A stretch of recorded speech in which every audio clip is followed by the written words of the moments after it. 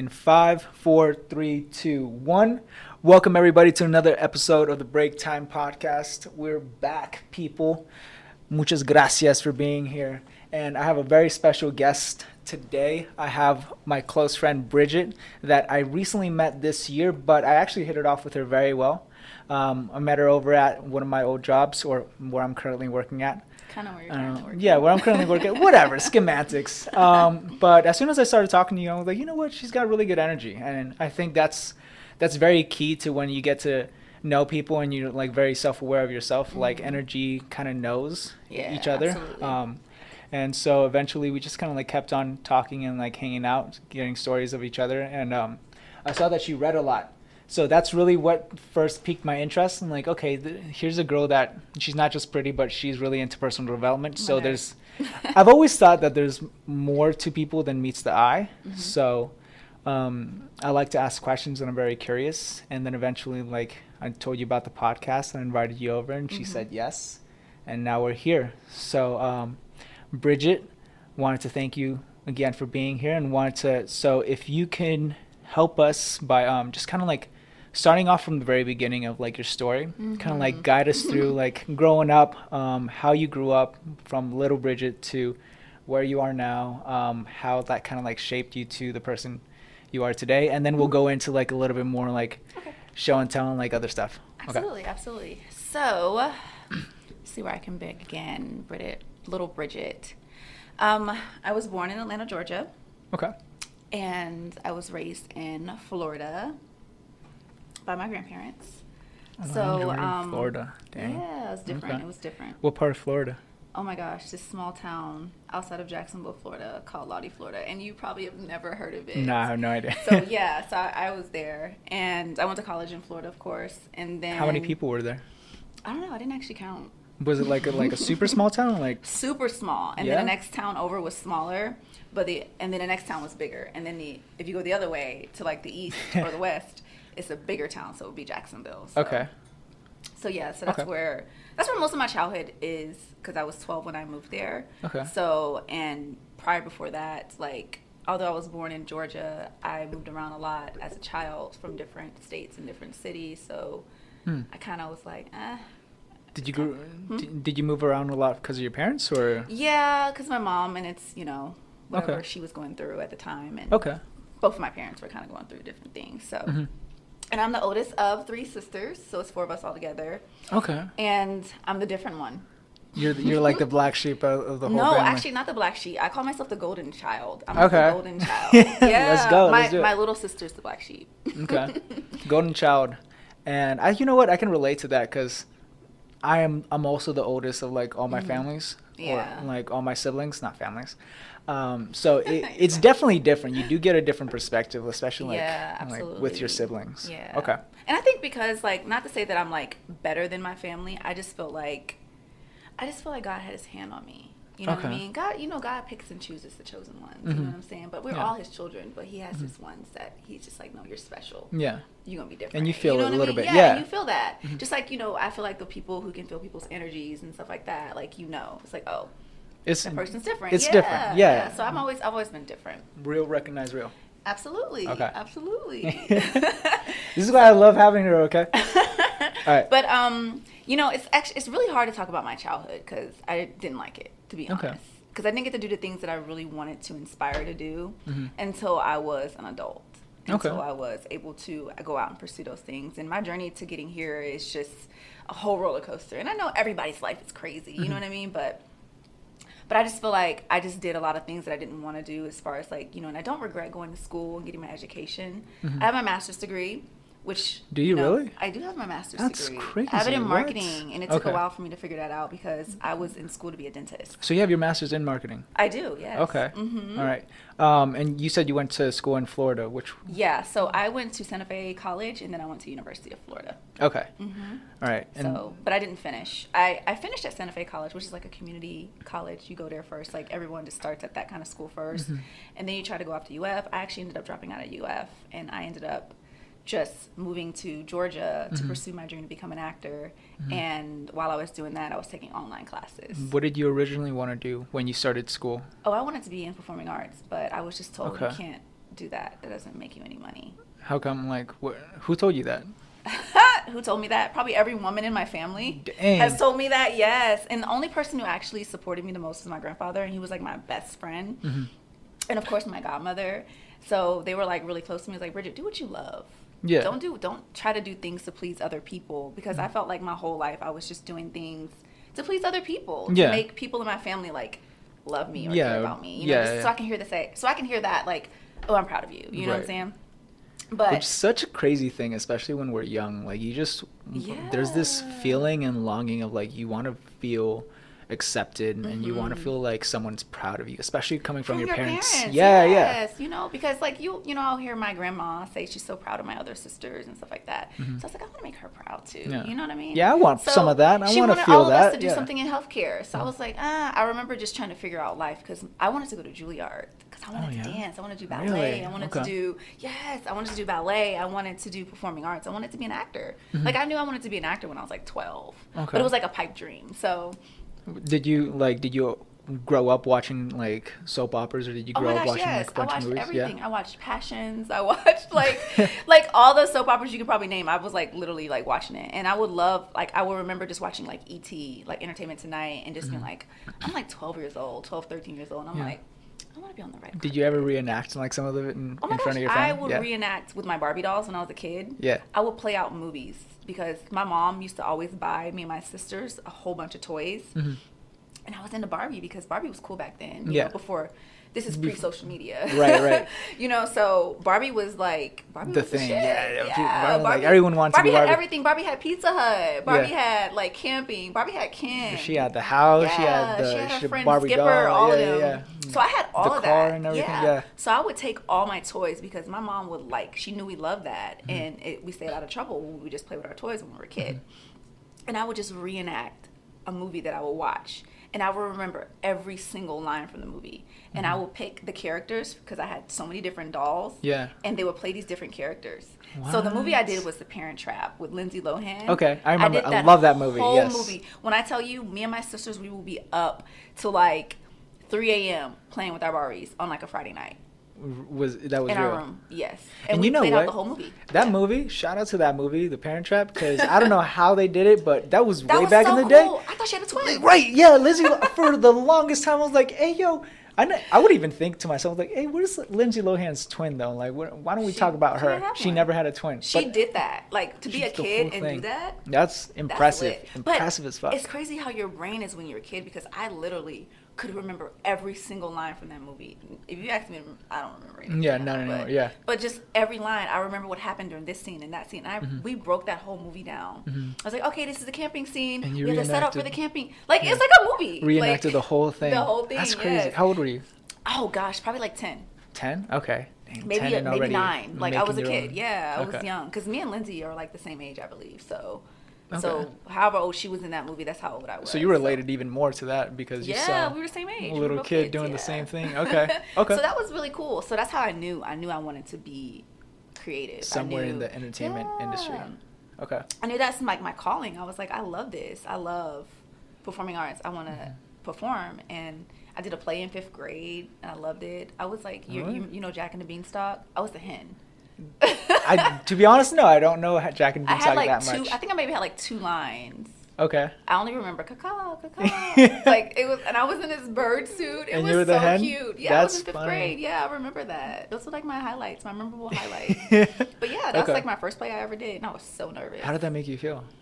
I was nervous. Like, I had like stage fright. Yeah. But I only had like 2 lines. I wasn't like, I was just a hen. But did you want to like feel like when you finally got onto the stage, did it feel kind of right, or was it like? Yes, it did. Because after I did it, I was like, oh my gosh, I did that. Yeah, that's kind of what I wanted to do. Yeah. Okay. So I just knew, like, you know, and I think when I was 12 is when it really set in.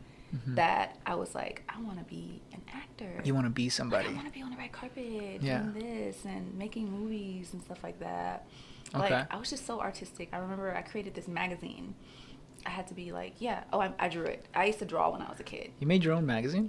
Yes, front to back. You're an interesting girl. I'm different. I'm so different. The magazine was called Retro Magazine. You made a title for it too? I did, and I have no idea what happened to it. And I think my mom might have threw it away. She was just like, all this junk, like, you know what I mean? Yeah, and yeah. also, I kept my journal. So I have a journal. I used to write songs. So I created this group called Sunshine, and I made up all these songs. We had 2 albums. Yeah. And then, like, I created that whole thing. Yeah, that's where my mind in your head, or was it real? No, like, I wrote it. But I'm saying, like, you had 2 albums. Like, did you write the I pretended songs like they were real, like, but I wrote it. Like, Okay. I wrote it. Okay, I I was wrote the about to songs. say, like... First album, second album. Second album was based off of a movie. What? It was a soundtrack to a movie. You made 2 albums? When I was, like, 10, 11, 12, 13. That's crazy. Around that age. Like, I was just that creative. Okay. And, like, I would just draw and doodle all the time. But I remember creating the cover of the magazine. Like, I drew it. I kind of copied, like, Bop magazine or something like that. And I just kind of created, you know, my Barbie dolls had personalities. Yeah. So I'm, like, 11 years old. And 11-year-old girls don't play with dolls anymore. Right. But back then, that's what we did. That was, like, my childhood was Barbie. Okay. But I created, like, my Barbies had personalities. They had names. Like, like they were real. And then you set up your own... Did you do this, like... Because when you were growing up, did you hang out with a lot of other people, or was it just mainly you? I hung out with my sisters, and I had a best friend named Heather, so I hung out with her every once in a while. But for the most part, it was just me and my sisters. It was just you and your sisters? Yeah. And then if we weren't in the house drawing and playing with our dolls, we were outside playing in the dirt. How old are you and your sisters? Or like, what's the So ages? I'm the oldest. Uh-huh. And then my next sister, we're 13 months apart. Okay. And I don't Not too far. Yeah. And then my sister after that, I want to say we're 3 years apart. We're really close in age. Okay. And then my baby sister, we're 5 years apart. Okay. Dang, that's like me. My mom just was like, let me get these back out to the way. back to back. And all of our names start with B's. So. Oh really? Oof. Did that ever? I feel like that would get confusing. It's confusing because sometimes I like to this day I'm like no, but like yeah. you know what I meant. Yeah. You know what's funny? Me and my siblings. I was just talking about this on the last podcast with my friend. Me and my youngest sibling, or the one next that follows me, we're 5.5 years apart. Wow. Right. So there's a big age gap between us, and then, like, so what I told him was, I kind of grew up by myself for the majority, because even once he kind of came out, I was 5.5. So like, I'm a toddler and I'm wanting to do toddler things, and I'm a boy. Yeah. Right. So I'm a boy toddler, like messing around, like breaking stuff, like getting into all kinds of trouble and whatever. And so here comes my younger brother, and he's a baby. And so like, I have a sibling, but what am I gonna do with him? You know, can't like play with I can't play with him. Can't have a conversation with him, and then we don't relate the same. It's like a different world, right? So even though I grew up with my siblings, or I have siblings, I didn't feel like I grew up with my siblings. Right. What were you gonna say? No, I was just being silly. I was like, let me get close to the mic. Silly. But yeah, no. So it's like my youngest, my parents split, and so my dad kind of remarried. He got him and his wife. She already had a kid, and so he had 2 more children with her. The second to last, he is like 7 years old, and he confuses my name with like everyone else's. Yeah, so it's funny. He's super cute. I love them all, but I know what you mean, like having siblings and then just like having a different perspective and outlook than the rest because you're older.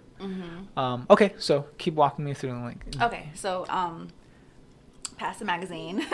So I think after college, University of Florida. When we moved to Florida with my grandparents. I was actually raised by my grandparents, by the way. Okay. I think after I just had I woke up. I was asleep. I was like sleepwalking for years, and I finally woke up and I was like, "Yo, I'm about to move to ATL and go after my dream." Tyler Perry out there, like, you know what I'm saying? Like, I'm about to do this. So I mean, I did it, and my sister at the time was going to Georgia State, so she was already there. Okay. And my dad lived there too with his new wife. So I was like, "Oh hell yeah, I got some stability. I can stay with them until I get on my feet." Kind so I do did your that. own thing. Yeah. So I moved out there and I did my own thing out there, and I got signed to an agency, and then I met my ex-boyfriend, which also worked in the entertainment industry as well. Okay. He actually kind of guided me as well. How old were you at the time? I was like maybe 24, 25. 24, 25. Because that's about the time I met him. That's when you moved over to Atlanta. Okay. I just was done with the whole school thing. I was in dental school, and I couldn't do it. Yeah. So, and I mean, I feel like that's normal because like school is a lot dude. Like school can really. Oh, it was stressful. But Yeah. but see, I'm the type of person that I don't like to like be like, oh, you went to school and you didn't finish. Like, girl, get something, get some type of degree. Like, I had a bachelor's degree already, but it's just like, girl, like, you just dropped out. I mean, you got a master's. I think that's crazy. But I went and did my master's. That's kind of what motivated me, was like, yo, I'm gonna still focus on my career, but I'm gonna do these online classes. You know what I'm saying? You're not gonna just let it like slide. You're gonna complete it. So I did my online classes or whatever, and I was still pursuing my dream of, you know, becoming an actress. Okay. And it's just so amazing that the journey that I went on living in Atlanta, Georgia, the people that I can meet and be able to be inspired by. And I learned so much there. I've had an awesome acting coach. I started taking classes and stuff like that. And what's Atlanta like? I've never been there. Yeah, it's ratchet. No, I'm just no, it is ratchet. But you know, there's a beautiful side to Atlanta as well. Because there's a lot of hip hop artists that like blow up from Atlanta. Yeah, because it's known for, like, Atlanta was known for music. You know. Yeah, that's what it was known for. And that's really all I know about it. That's why I'm asking. But since they had that whole tax break, they brought a lot of film and television there. So pretty much everything that we watch on TV, any Netflix project or HBO, they're usually filming that in Atlanta, Georgia. Really? Or, of course, you know, Hollywood. Yeah. I always thought it was Hollywood. I thought everywhere it's always been Hollywood. It's literally like so many shows on like BET. They're being filmed out there. Of course, Tyler Perry has his own studio out there. That's where the studio is at. Yeah, and they filmed a lot of feature films like The Avengers and all that stuff. They filmed that in Georgia. Yeah. They have this Screen Gems studio. Yeah.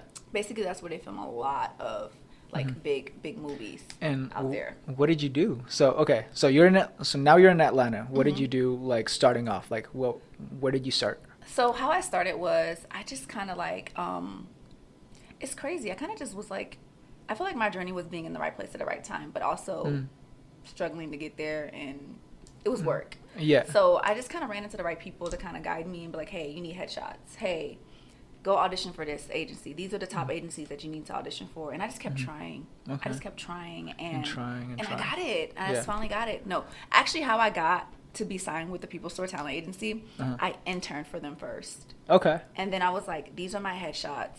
I'm going to work for you, but you're going to also see my work. Like, you know what I'm saying? Yeah. So that's how I'm going to do this for you, but I'm going to let you know.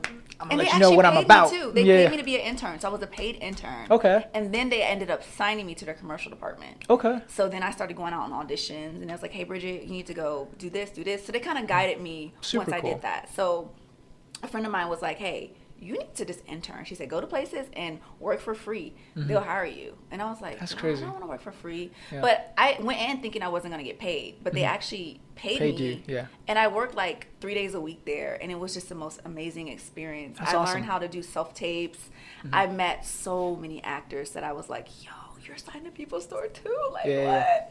Like, people that I actually looked up to. Not to be necessarily like starstruck, because I'm the type of person, like, I look at a person's work and I'm just like, yo, I'm inspired by you. Like, you know what I'm saying? Yeah. Like, you, like, how did you get where you are? Like, I don't. They moved you. Like, what their work did something to you and it made you feel some type of way that like inspired you. Yeah. And it's so funny because, like, that feeling that I had, people that didn't know me was like, oh, she's so starstruck and she's trying to, what's the word? Clout chase. Okay. Clout chasing now, right? Yeah. That's such an annoying thing. I'm just like, who's clout chasing? Because I'm working. Yeah. And you know, you did the Gary Vee thing before Gary even talked about that. You know who he is? No, who's that? Gary Vee. He's his name's Gary Vaynerchuk. Shout out to him. I love him. Shout out to Gary. Shout out to Gary. Shout out to Gary, yo. But you're fine. So he's this entrepreneur, right? He he started off kind of like in the speaking realm. Now, well, he really started off in wine, but the way he popped off was because he started giving off these rants, right? Motivational, but very real, you know, very raw advice. And he was just like, if you want something, like, you can do it. And like, go work for free. Go do this for this person and get in that zone. Do it for them. You know, the people who aren't, I don't mean to cut you off, but like literally the people who are not woke be like, oh, I'm not doing nothing for free. Yeah. They think they're above that or something like that. Like, you gotta put your foot out there and get experience, you know? Yeah. Like, I had a conversation with someone today and it was just like, oh, that's clout shaking. I'm not trying to clout. And I was like, I did an internship when I was in grad school for like a year and a half just to get experience on my resume, just so I can get hired to work somewhere. Yeah, you were doing it for the experience. You weren't doing it for like clout chasing. But I earned a little bit of change here and there. You know what I'm saying? So. But how annoying it is, like, what I know is like people, that's just their ego. Like, oh, you're clout chasing. Like, you're. It's not even. It's jealousy. It's envy. Yeah, it's whoever says that is like that jealousy, that ego, saying like, you're doing this for them, but in reality, they're just saying like, oh, I wish I was doing that. You know? And I think that's what it is, because then they'll be like, oh my gosh, I don't want to be around celebrities. I don't really care to be around celebrities either. But however, where I'm trying to go, that's where they are. That's where they're making money, and I'm trying to get my pockets to look like that right there. Like, and I'm trying to live like it is what it is, right? Like yes, like you surround yourself with people. There's no way. Like Beyonce, for example, she's not to say that she won't hang out with people like us, but I'm just saying, her circle is not people like us. Right. You know what I mean? Her circle is people who are already on her level. Super elevated. Absolutely. Super, so like, doing things like their status is just different. Yeah. So you don't, and it's not to say that you just crush people and put people down. You still, I'm sure she still loves her family and, other people that she know, like her friends and stuff like that. But it's just like, a different level. You change your circle. There's no way in the world that I'm gonna still hang around someone who isn't going anywhere. Yeah. And who's doing the same, thinking the same way. Yeah. Yeah. Who's doing the same thing, and you're just living, and you're there, and it's like you're just kind of like there's so much more to life, Yeah. You're just kind of existing, and like you're not I'm really existing. Like, oh, I work my 9 to 5. I'm happy. Keep telling yourself that, man. Like, you happy for what? Like, what are you happy for? What are your goals? Yeah, exactly. Like, what are you pushing for? Every day I have a goal, like, and I accomplish it, and I'm like, yo, let's set a new goal. That's just how my life works, because I get bored easily. You know what I'm saying? So, amen, dude. Preach. Yeah, like, seriously, like, you just sit there, and every day you just work your 9 to 5, and you order Postmates, and you sit at home, watch like, TV, what do you do? Whatever. Watch Netflix. Yeah. And life is just passing you by, and it's like, what's your purpose? Yeah. What's your call? What are you doing? Yeah, there's more to it. God did not intend for you to just sit there watching Netflix and working your 9 to 5. Like, get a promotion. Like, do or something. Yeah, something. Yeah. Like, why don't you take your boss's job? And I always thought about that. Like, here, this is how I see, and I notice it too. Like some people, they may like deny it, but like, it's just here. This is just the reality of the fact. And when I'm saying reality, it's because of what it's being shown, right? And if it changes, then I'll change my material accordingly. But as it is right now, people go to work, right? And then after work, they're tired. And I get it. You're drained from like doing something that you didn't necessarily want to do. So you go to work, you come home, right? Or maybe you go to the gym because you want to be physically fit or whatever. That gym workout, right? Yeah. I mean, that's nothing wrong with that though. No, nothing wrong with it, but it's still like it's still at a like not surface level, but it's not your higher purpose. You know what I mean? So you go to work, you do your thing, and then you maybe have like your little side workouts, and then you go home and you're just like quote unquote tired, right? Right. What do you want to do? I just want to chill. People are like, what are you doing? I'm just chilling, just kicking back, not doing nothing. All right, cool. Well, I mean, like, what's like, there's more to you than that. Absolutely. You know what I mean? Like, what else do you want to do? And then I ask people this, like, ask them, so what are your goals? Or what are you, like, I have to give it to them in a more easy to swallow kind of way. Yeah, when I ask people them. Get offended. People get so offended. It's funny, like, how they can't take a conversation when someone asks, like, what are your goals? My goals. Okay. What your goals are. Like, right. you know what I hate? I hate the question with the question thing. Like, if I ask you a question, don't ask me a question with a question. Yeah. Like, that's just rude. And then if I do that, because I tend to do, like, I tend to get in people's heads sometimes. I'm like, they'll ask me a question, I'll ask them a question. I'm like, hey, don't do that. I was like, but you just did that to me. So you don't like that, do you? Yeah. Like, okay. I don't understand. You could just kind of like cut through it. You can cut through like the BS. It's like, yo, do unto others as you do unto yourself. Right. Okay. But then I'm being an asshole when I do stuff like that. So it's like, okay, you know what? I can't win for lose with you. So therefore, guess what? I gotta go. I wish you the best. Right. I gotta go. I got stuff to do. You know what? Be with God, dude. I'm out. I gotta go. Like, this is draining my energy. Like, you know what I'm saying? And I realized that too. Like, certain people in my life, they can't go on this journey that I'm going on. Like, this journey, and we're not even quite where we are. We gotta still get where I'm. We're still moving. Climbing. We're still climbing. Yeah, to where I'm at now. But I've just learned that I had to cut off a lot of people. So during my time in Atlanta. Like, it was amazing. It was so great. I met so many cool people. I've built relationships. I've learned so much. Like I said, I had the acting coach that was super amazing.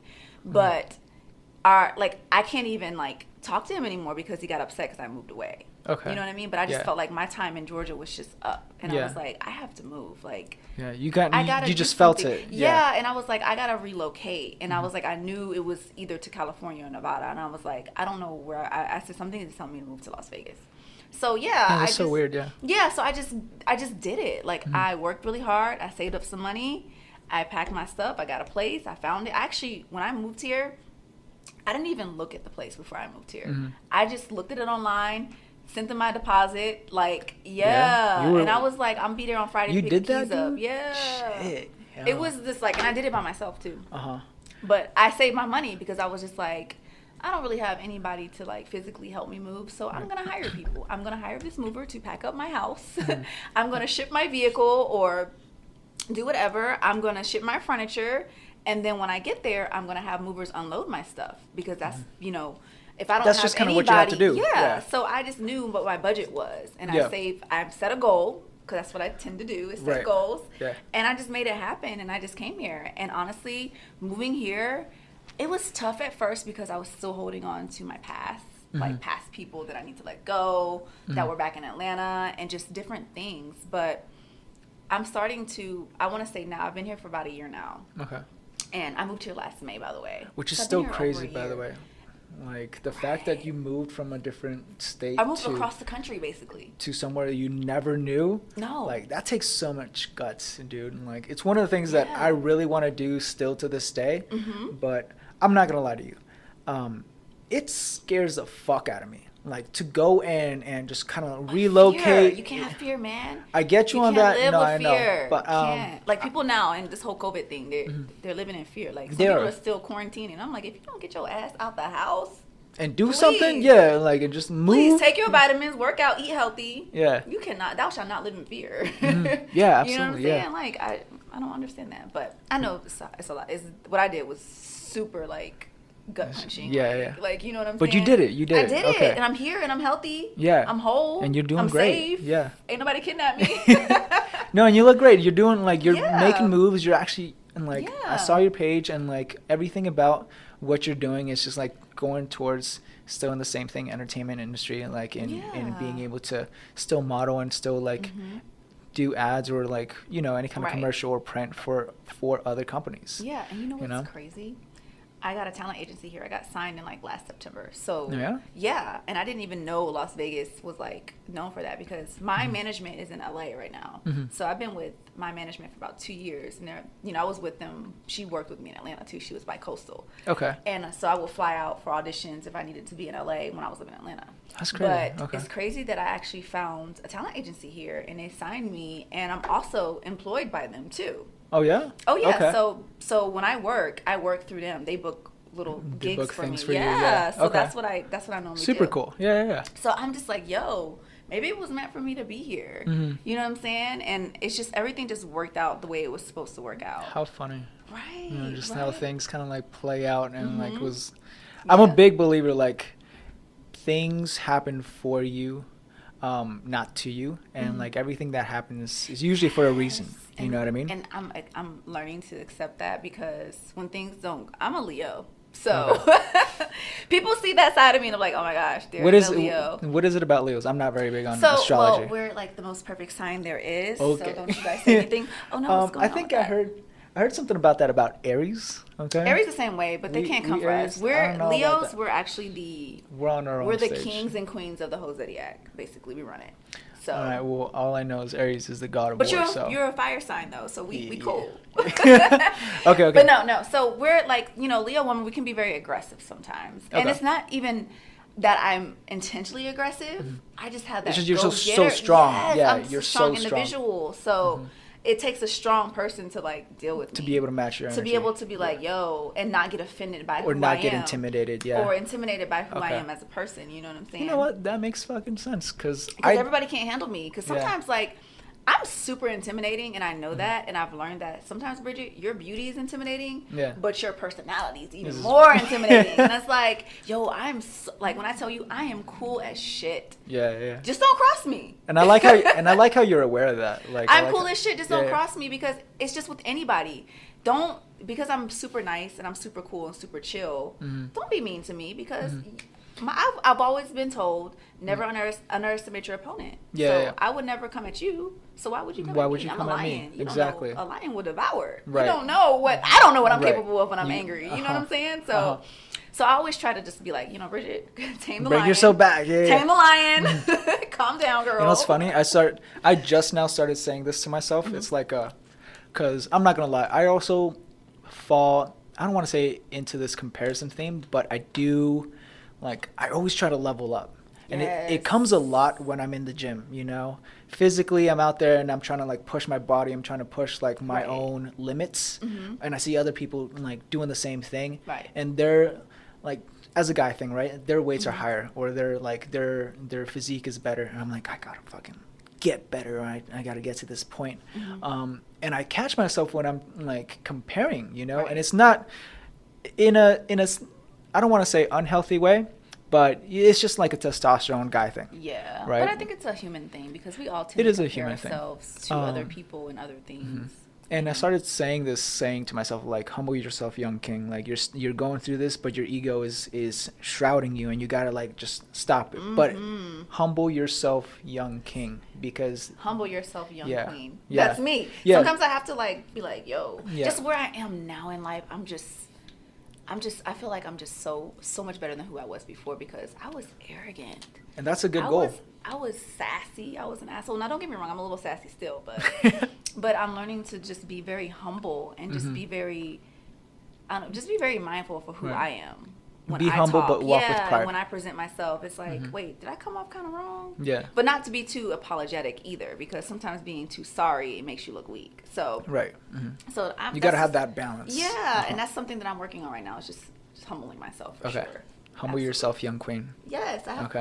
I'm gonna start saying that. Okay. Yeah.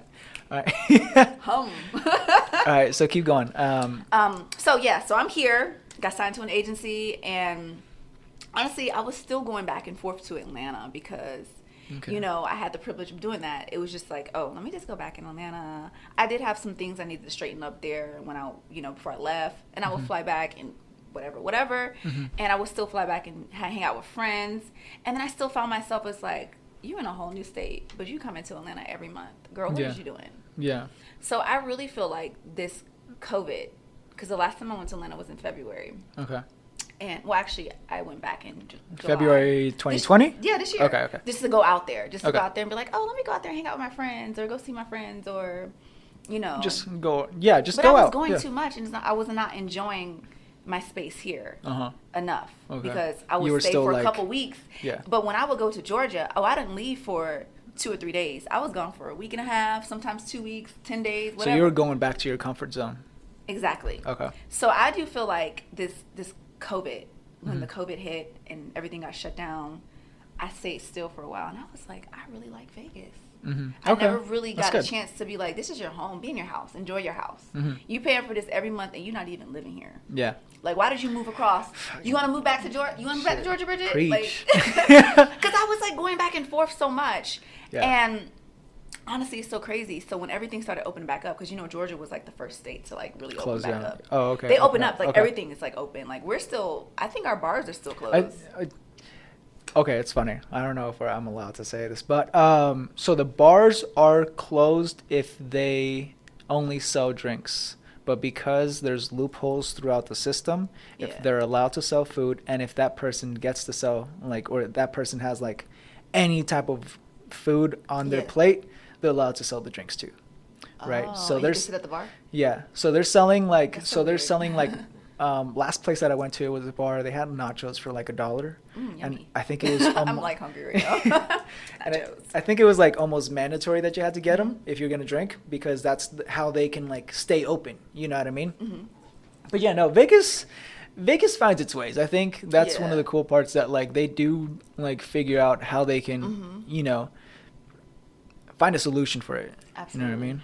Okay. But basically, Georgia, like everything is like literally open. Yeah. So like I ended up going back there because my cousin passed away in July. Okay, I'm sorry. And I was like, what? You were telling me. Yeah. So I had to like fly back there, and I stayed for like a week. And we were like, trying to figure out stuff. And I was like, well, I gotta go. I can't stay here too much longer because I was getting ready to start a job with my talent agency. Mm-hmm. So I was like, I need to get back to Vegas because I have to go to work. Mm-hmm. And I have a couple meetings or whatever. So I ended up going. I left for about 2 weeks. They were investigating the death of my cousin. We don't know what happened, but everyone thinks it's suicidal. Guy or girl? It was a girl. Okay. Yeah, so we think she committed suicide, but I think it's just between her and God what happened with her because nobody knows. Yeah. But it was like they said it was an accidental overdose. Okay. Of drugs, yes. So I ended up flying. Then I had to go back to the funeral, which was in August, the beginning of August. So I had to fly back. So August 2nd was the funeral. So I went back. And honestly, when I went back, I want to say it was probably the worst time to ever go back to Georgia because I was so miserable. And I just, How interesting that, like. Yeah, and I haven't been back since. And I was just like, I really don't even feel like going back to Atlanta. Like, I want to leave it because I guess I've been here so much. So I finally got to sit still and enjoy your space. Enjoy my space and everything. And I'm just like, do I really want to go back? And I'm like, I really don't know if I want to. I don't think it's needed right now. Because there's really honestly, and not to say there's nothing there for me, but it's just like, how many people come to visit you, Bridget?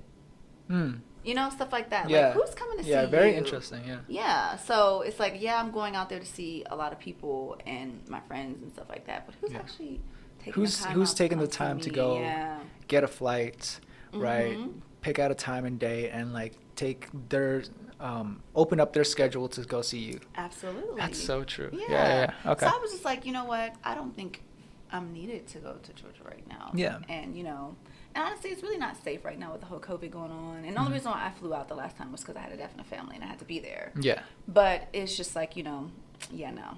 But present day. Yeah. I'm reading my books. Where we're at now. Yeah, where we're at right now.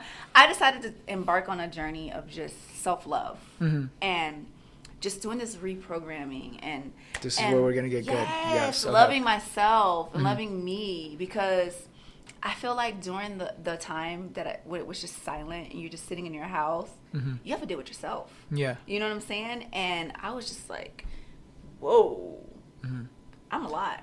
I'm a whole lot to deal with. Like, I'm a lot. And it comes too, especially when you're going through like your own personal development journey and absolutely. You know that you're trying to be this person, like kind of how you said, like, for example, Beyonce, right? Right. I don't even know Beyonce. I know she's a lot.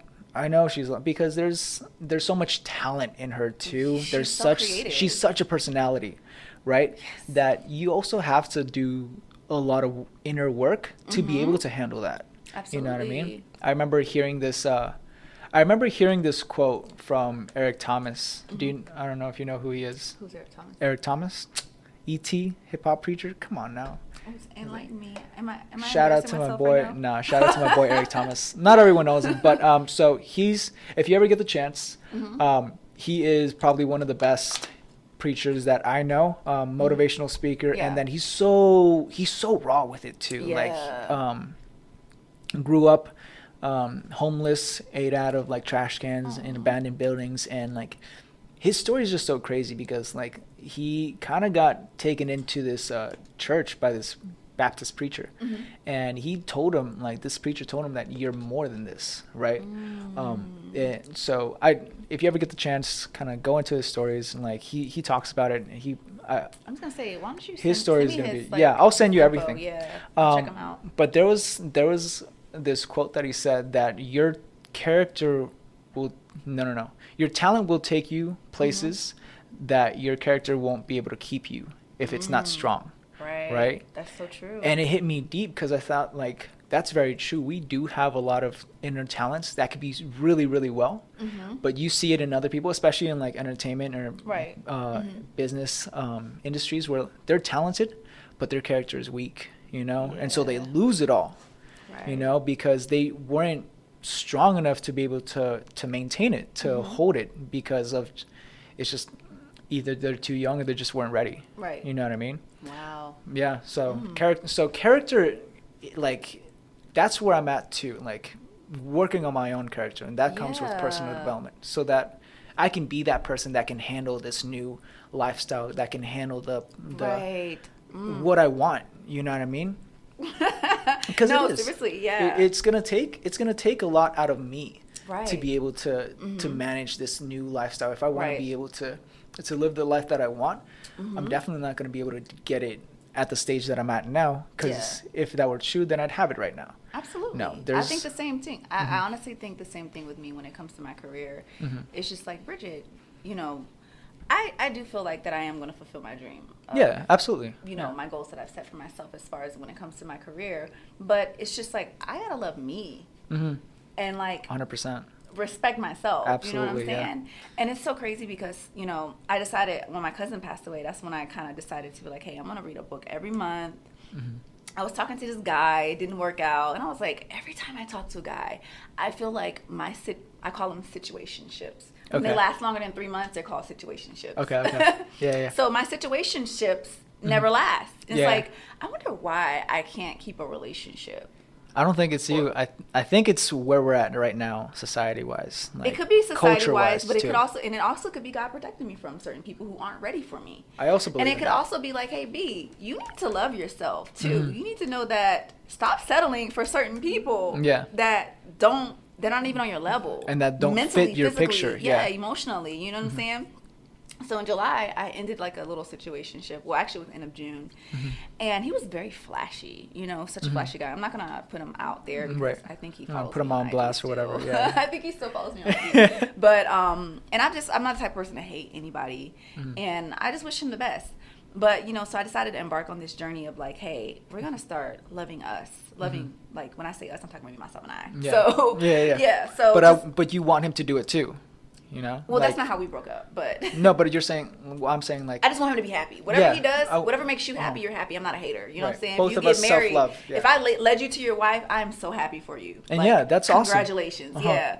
But with me, so I decided to read a book a month, and the first book I read was The Untethered Soul. And I think I told you about that book. That book was like, I need to reread it because I feel like I let certain things happen with my family, and I just kind of lost all the material that I read. It happens. Yes, and that's actually, that book was supposed to help me prepare myself to deal with my family and to deal with myself and to deal with just pretty much relationships in general. Yeah, okay. You know, because like I think all relationships are hard. Whether it's a family relationship, a relationship with self, or a relationship like a boyfriend and girlfriend type of relationship, or friends, like relationship with people. Relationships in general. Yeah, so basically this book is just supposed to help you just free yourself and just be able to understand who you are and why do people make you feel this way and why are you angry? What is that feeling of anger? Like if you had that feeling of anger in you right now, where is it coming from? Exactly. Yeah. And do you let that energy flow through you, or do you just respond to it? Okay. Which is very important too. Yeah. Like, how do you react to your feelings? When I'm emotional, I react. Yeah. And it's just like I'm trying to handle that situation where like you know, the conversation that I would have with my sisters or anybody, and they'll rub me the wrong way, and it's like, I want to punch you in your face right now. But it's just like, it's that fire in you, dude. I know. You know, it's like, I get it too. Yeah, why do you feel this way? I said, you know what? Just end the conversation. Just be like, hey, I gotta go. Have a great day. And some people don't understand that too. They think that you're coming from like an arrogant standpoint. And like it's not even that. I don't want to destroy you right now. No, like it's like no offense. I don't want to I don't want to blow up because you know how how strong you can be. You know, and be for your own self and for the safety of others, or for just saying, because like you don't want to blow up. When we're mad, we say things we don't mean. Yeah. Because we're in the moment, and that's for anybody. People can sit there and say, "Oh, I don't say things when I mean." Let somebody really get under your skin, and push that button that you ain't had pushed in years, and it just triggered that feeling that made you upset, and then you just like, F you. You know and you just blow up. Yeah, you just blow up. And you know, just recently, I think I was telling you, I was talking to a guy recently, and I'm just kind of like, I'm on my 4th book right now, and I'm just like, the thing about this particular guy, I'm not going to say his name because he might be watching, and I think he does follow me on IG, but I kind of like was always like in the books, just like, you got to let people know what you're doing before you get into something. You gotta be honest with your intentions too. Exactly. Yeah. So I was super duper transparent with him in the beginning, and I was just kind of telling him I'm not emotionally ready. Transparency, dude. But I said this. It saves you. Yeah. I said, listen, I am not emotionally ready to call anybody my man right now. I'm not emotionally ready to date anybody. Right. But if we want to be friends, that's cool. But I'm telling you, if you start acting like a boyfriend, I will probably act like a girlfriend. And if my emotions get mixed up into that, I'm not gonna know how to act. Yeah. So it happened. And you're trying to And save. I'm crazy right now Yeah. because my emotions have taken over. They're all over when the I place. was, and it's like I got into something premature. You know what I'm saying? So with the guy in Atlanta. no, this guy is actually here in Vegas. Oh, okay. So yeah, and it's just like another situationship because it lasted for 3 weeks, and then it's like right now we're in a good space because we actually talked about it, and I was just like, listen, I just want to be friends. Yeah. Like let's just be friends. Like reach out every now and then, but right now I am. Well, let's just be cool. Because I'm premature. Let me still keep doing my self healing because I've had challenges from a situation back in July, and now it's just. I mean, even though it's like small, it's like there's still healing involved. There's exactly. still time that it's you want to like. And then I dealt with the death in my family situation. That's something that really triggered me. You know what I'm saying? And then it's like this. It's like I'm not strong enough yet because I keep getting these tests, and I know that God's testing me. But it's just like I need time to. And you have to put in clear message like what you're going through. Like and I did, but you know, in a situation like that, I can't just blame him for everything, because I can say, you know, I did. I did try to hold your hand. Matter of fact, I did hold your hand. Like, you know what I'm saying? I did kiss you. Because there is feelings involved. Like absolutely, I'm a woman. You know, who's not going to be attracted to another? You're going to say you have a friend that you're attracted to, a girl, and you guys are like hanging out all the time. Of course it's going to be. And you're going to feel some type of way. It is what it is. Exactly. Yeah. We're humans. So if you were not attracted, then I'd be like, yo, I'm good. Like, that's how we are. We're humans. We look everything to things that we're attracted to has to be appealing to the guy. Vibes. You know? Like you start feeling like a little vibe. That's even though I implemented my rules and my regulations and like my boundaries. I call them my boundaries. Right. And I let you know, like, hey, listen, I'm not emotionally ready for this. But you can't act like a boyfriend and say, hey, we're just friends. No. Yeah. That's not how that works. No, you're not acting. You're not acting like my friend. You're acting like my man. Yeah, and you're trying to be. And this, I like that. Yeah. I'm a Leo, and I like for my little ego to be rushed. I'm like, oh, okay, he likes me over here. Like, okay, I like him too. You know, even though I know I'm not ready for it. Of course, I'm gonna go with the flow because it feels right in that moment. And it feels it's called nice. That instant gratification. I actually read that in Megan Good and Devon Franklin's the book, The Wait. Okay. And he was just talking about The Wait. That was my third book I read, which was The Wait. And he talked about instant gratification. And it's like we go after that. And it's not even sexually. It's like with the woman, it's a human thing. We don't thing. have to have sex with a guy to fall in love with a guy. Yeah. We're emotional I've noticed creatures. that. Girls. We are emotional creatures. We can look at a guy and be like, he's so amazing.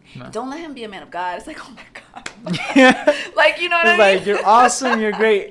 And you faithful. Like, and don't let him have a great relationship with his mom and dad. It's like, oh my God, this is my husband. Right, like, that's how we get. And I get you. That's women. And Low-key, men don't I feel understand that. Men don't understand that. They don't get that's how we are. I understand that. You do. I think you're rare. I really think so because it's like I grew up around women. You know what I mean? Like growing up, I grew up with my grandma, and my parents worked a lot. My dad was the one who worked more, right? He was gone for like 13, 14 hours a day when I was growing up. And same thing like with my sibling when my little brother was born. Yeah. I still had 5.5 years by myself. That's enough time to start to create your personality and like to be able to know like okay, you're a little kid, you know? So I grew up with mostly my mom, most of my grandma, and then my grandma's friends that when they would come around. So you had a lot of women around you. Exactly. And so like I grew up around communication, like them chopping it up, like having conversations where like even a while ago I used to like, hey, yo, why don't people chop it up like how they used to? You know what I mean? People don't like to talk. People don't like to communicate, and people don't like being honest, and people don't like rejection. Yeah. But it's like, that's kind of how I grew up, you know? I grew up just a little bit different.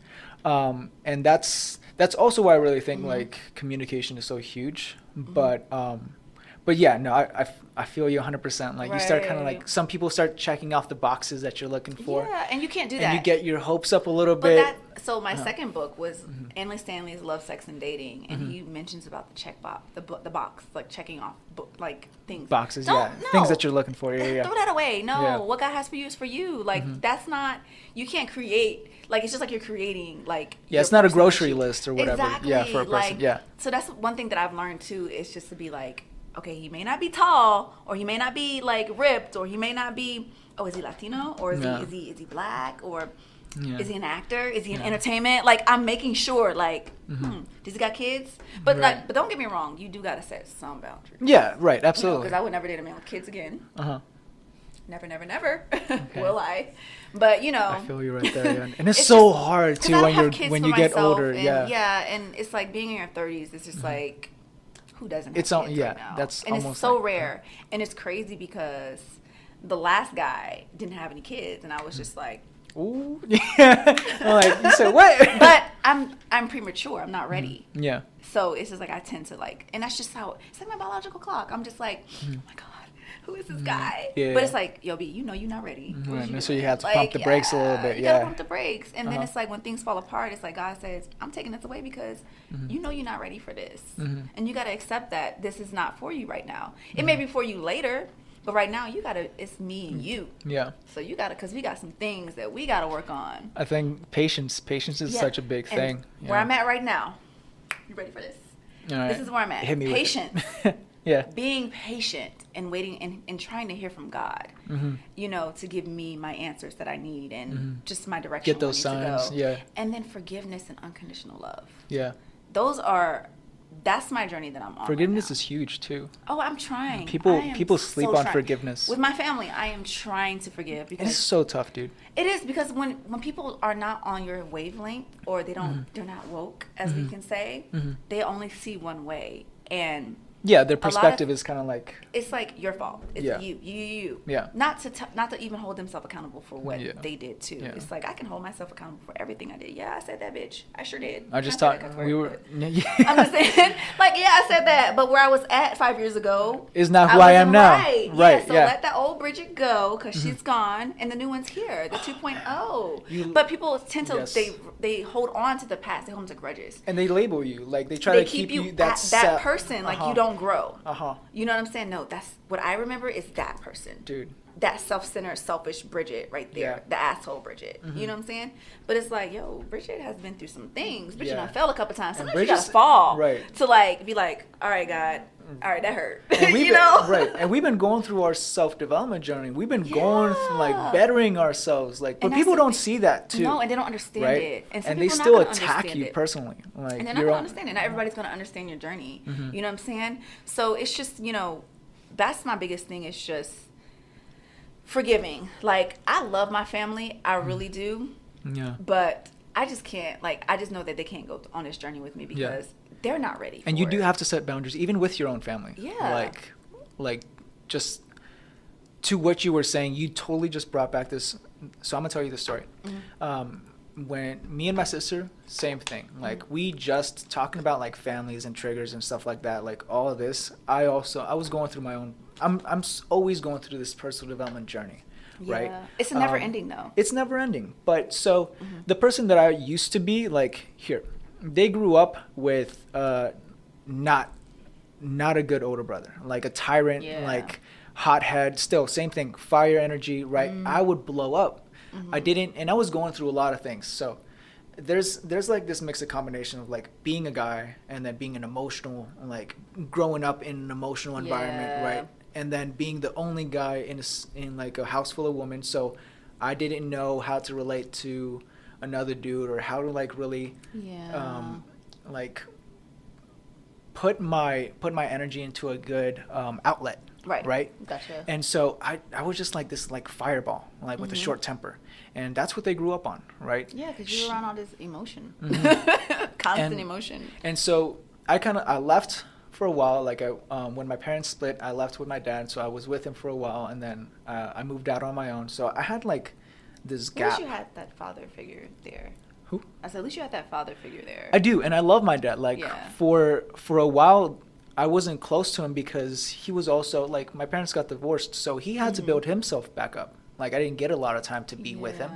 But when we finally got connected, I love my dad. He's one of my best friends. That's awesome. You know what I mean? Because every man needs a father or some type of male figure in their life. And it's so true. It really is. It really is. And I do feel like every female needs the woman figure in their life. And I'm I have a father figure in my life as well, but he passed on. My grandfather died back in March.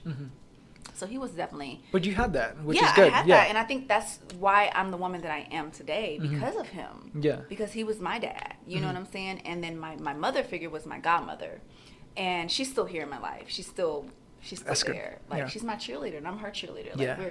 That's awesome. Yeah. So that's like, I love her. I have that motherly figure in my life. You know, I didn't get it from my biological mother, but I got it from someone that raised me when I was a child too. She was there when I was like 13. Yeah. So, you know, she was there. So and you still got it. Yeah. But so that's kind of how she grew up, right? She grew up with knowing me that type of way, right? Now we're still back in each other's lives. Now this is a new version of me. Same thing, 2.0 easy, right? 2.0 easy. Yeah, and she's trying. And so the thing is, like, especially with family, it's their words cut deeper because they know you personally, and they also know the back end of you. Like, they know your history, which is totally different than if someone down the street that just says like, "Oh, you fucking suck, fuck you." Like, you don't know me, and you don't know shit, right? Like, your words don't mean nothing, right? Absolutely. Now it's my sister that's telling me, like, and she's hitting me with things from my past. Oh, right? That's what they do. That's they dig. Which they dig for that dude. Stuff. So here's the only thing. But they don't look at the future. They don't, and she doesn't. So the messed up part is, like, especially family, they don't see your journey and like how much you're really trying to be better and how much you're growing and how you're still like on this tipping point where, like, please don't trigger me because that's still a part of me and I don't want to go back, but there's triggers, you know what I mean? And she just has a talent for being able to like get my triggers right there. We had a fight, you know, and I remember I blew up in a sense where, like, I wrote about it because it's one of the ways that I'm able to get through my anger and like kind of normalize it for me. Yeah, journaling has helped me so much. Me too. I journal a lot. So I had to write like what was going on, and in the writing I was saying, like, I felt powerless to the fact that like my younger sibling had power over me, and I felt the anxiety building up like right before you get into a fight. But you know, you gave her that power, right? Yes and no, right? Like, she has it because she knows me, and like I want to be, therefore I want to be better, and I want to like be, not just, I want to be a good brother, you know what I mean? But if she attacks me with the old self of me, yeah, it's gonna hurt me, you know what I mean? Because it's like, you don't know what I've been through, and as to grow, but you're making me feel like I haven't done shit, you know what I mean? Anyways, have you prayed for her? Yeah, a couple times. She's 16. I think you should still. She's pray at for this her. level. She's 16. I think you should still pray for her, and it goes for me with my family. You got it's like our journey that we're going on and going through. It's a continuous, like, every day you're working on yourself. So you got to pray for them every day. Yeah. So that's something that I was not doing because I can't say that on air. It's what also I want tough. To say. Yeah. Like, it's tough though. Yeah, but I'm just saying, how I feel about my family right now is like, you know? Right. Yeah. But I'm, you know. And because they bring the worst out of us They sometimes. really do. Yeah, they really do. And it's just like, you know, I don't have hate in my heart. And your actions speak louder than words. If your actions showing that you hate me, honey, you're just saying what you want me to hear. Yeah. You're not. And then, like, it's really like feel a energy. personal thing. We feel energy, so you know it's not genuine. Yeah. You know it's like, yo, you're just it's something in them that they need to deal with. So I just say, you know what? We gotta pray for inner healing for those people who just don't know no better. And for you to like to be able to deal. To let go of that anger. I'm super proud of how I handled my little situation before filming this right now. Okay. Because it bothered me, but then it's just like, I'm better than that. Like, I'm not to be arrogant or anything like that, but it's just like, it's something that she's dealing with eternally. It has nothing to do with me. And a lot of the times when people spill hate on you, or like they spill that blame, negative energy, this constant blame and poking. Yeah, it's just them. But so long story short, like, I blew up and I felt bad, and I felt so bad because I felt like, oh man, this is a key point in me that I need to work still even more on myself to be able to, like, you know, not have that emotional control. But as soon as I did that, I realized, okay, this is where you're at, Easy. You're doing your own thing. You're working on personal development. But you're also 24 and she's 16. She's you know? a child still. still. She is super young. She tries to act like she's 21. She's, I'm not gonna get into it. Whatever. By the time she's 21, she's gonna be like, oh my god, I acted like that. Like seriously, yeah. So what I did is like, you know what? You have to put boundaries. Like you have to put boundaries in the fact that so those boundaries will help you not get so heated anymore, but realize, okay, she's 16, whatever, just walk away. Or you know what? Don't even start it. Just kind of. Her brain, is her brain even cuddle it up and finish? Yeah, dude, that's what I keep on saying. Like her brain's not done like, yet. You're 16, I think when she's like full 20, of hormones and shit like that. Yeah, she's not done. She ain't. She's still growing. Right, She's but words still hurt. You know what I mean? It does. So, yeah, absolutely. Absolutely. They do. Words hurt. Words hurt. Seriously. And I think so. One of the biggest things that, and then we were talking about this a little bit, is like our relationship. The relationship we have with ourselves sets the tone for every relationship we have with everyone else. Absolutely. You know? And it's like, yo, that's deep. That's a highlight. I got that from. That's a golden nugget. That's a golden nugget right there. Like seriously, like whoa. Whew. But it's true, yeah, because like I heard that from a friend of mine, Carter, and shout out to him too. Fucking Valentino, yes sir. I'm gonna shout him out here because he's such a cool guy. But he's the one who told me like the relationship you have with yourself sets the tone for every relationship you have with others. So absolutely, I gotta realize, okay, in order for me to find that person that I want, I still have to be. Let me put it like this. Who I want to be with, right? My wife, my soulmate, whoever, like, or the person that I'll fall in love with, she's probably going to be super awesome. I have to be just as awesome for them. Absolutely. You know what I mean? Absolutely. But not just for them, but I have to be awesome for me. For yourself. You know, yeah. Yes. Going back to self-love. If you love yourself, yeah. I love me. I'm worth it. You know? Love and above. Absolutely. Love and above. I have to do that like every day, like just saying that I am worth it. You know what I'm saying? And every like situationship that has failed for me, I don't take it as like a loss. I take it as a lesson. It's like, what did I learn from this? What did you learn from this, Bridget? Yeah. So the last situationship, which was recent, I learned about just unconditional love. Because no matter how a person treats you, and I have to use that with my family too. So anytime you go through your situations when you have a blow up, it's like, yo, what was the purpose of that? What did I learn from that? What can I do better from that situation? You go back and reevaluate it. Yeah. But my situationship or whatever, it's like I learned about situationships. I love that. Situationships. That's what they are. They're not relationships. Yeah. I mean, they're not like I wasn't a real. Yeah, it wasn't real. It was a situation. Just a situation. Yeah, it happened. It was a moment. So my moments that I've learned from, it's like, hey, what did I learn from this? And I learned about unconditional love.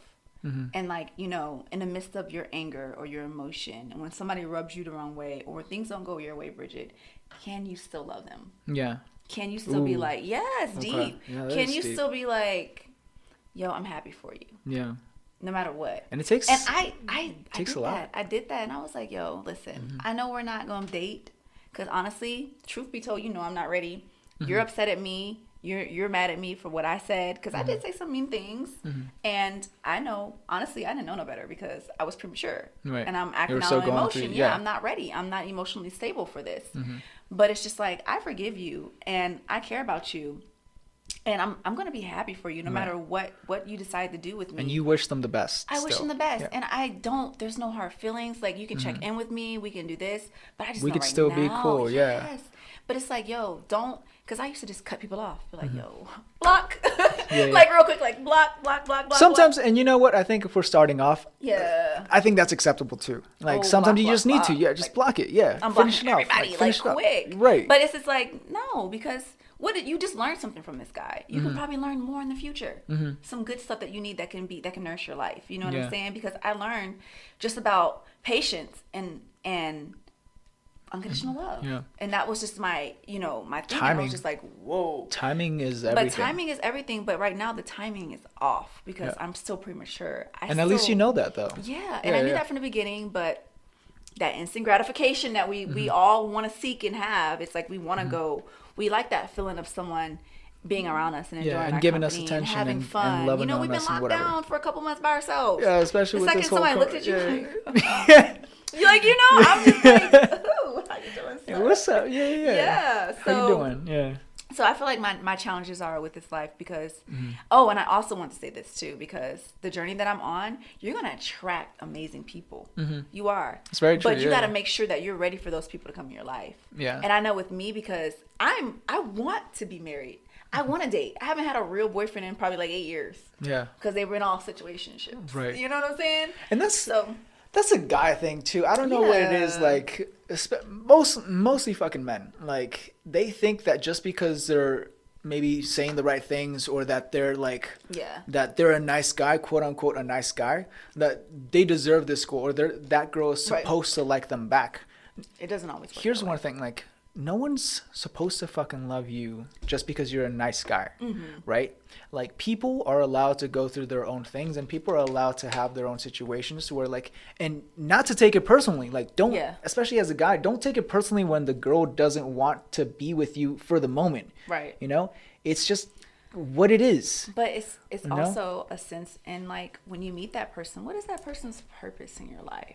That person's purpose may not be to date you. Yeah. That person's purpose maybe be like, hey, I'm here to tell you that you need to love yourself. Yeah. And what's so wrong with being cool with someone else too? With someone like that's from the opposite sex? What's so wrong with that? It's so funny because me and the guy, we had that conversation. It's like, we can still be friends. Like, I'm like, absolutely. Yeah. But he said something. He was like, well, I can have. They don't like that. Yeah. Oh, no. He was like, he said this. He was like, well, I can actually help you find a guy.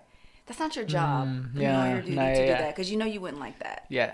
So, no, in the Bible, it says a man shall seek his wife. And when he seeks his wife, he finds a good thing. Yeah. So let this man, whoever wants me, he'll find me. Yeah. It's not for you to go seeking men and sending them my way. When I just told you, I'm premature right now. Right. The lion's coming out. Calm down. Like, okay, calm down. But I'm like, yo, chill out. Humble yourself, young queen. Yeah, humble yourself, young queen. But chill out, bro. Like, that's not your place. Stay in your lane. A little awkward, too. Like, that was, and I just felt like, you know, he was just doing that to see what I would say, how I would respond. And I hit him with the Bible verse. Sure did. I was like, a man shall seek his wife. And when he seeks a wife, he finds a good thing. What do you say? So let my man find me. Yeah.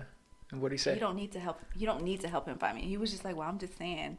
Yeah, I'm saying too. That's what God said. That's what God said. That's not for you. You might be my husband. Don't do that. Don't miss out on your blessing because we're going through a little patch. Timing is off. Be my friend. Let's be friends. Yeah. Let's enjoy the moment. Like, if you go out and be with a girl, go be with a girl.